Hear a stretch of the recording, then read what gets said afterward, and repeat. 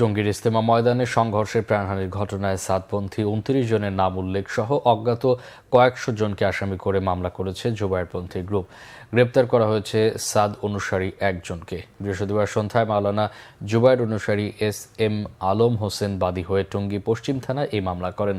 বিষয়টি নিশ্চিত করেছেন Gazipur metropolitan police commissioner doctor Nazmul Karim Khan. Ijtema ময়দান ও আশপাশের এলাকায় সেনাবাহিনী, র্যাব, বিজিবি সহ আইনশৃঙ্খলা রক্ষাকারী বাহিনীর সদস্য মোতায়েন রয়েছে। মাঠের ভেতরে কাউকে প্রবেশ করতে দেওয়া হচ্ছে না, তবে নিজেদের মালামালের নিরাপত্তার জন্য প্রায় ৫০০ মুসল্লি এখনও ময়দানের ভেতরে অবস্থান করছেন বলে জানিয়েছে পুলিশ।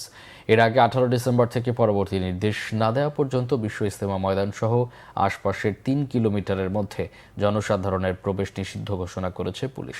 ময়দান সহ আশপাশের ২ বা ততোধিক ব্যক্তি একসাথে ঘোরাফেরা, জমায়েত এবং কোনো মিছিল সমাবেশ না করতেও বলা হয়েছে।